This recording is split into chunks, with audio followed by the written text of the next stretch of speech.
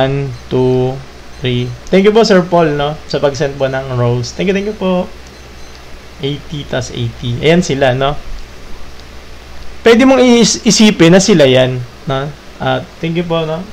Si Ma'am Ari. Thank you po, no? Sa po ng love you so much, no? Thank you po.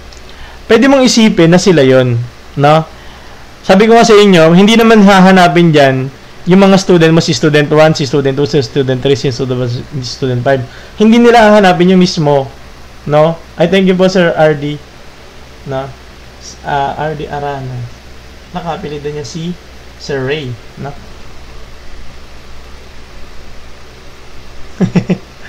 Ano dito sa TikTok? Si ma'am. Follow kayo si ma'am. Estudyante ko kanina sa majorship. Good evening, ma'am, no? So, ulit.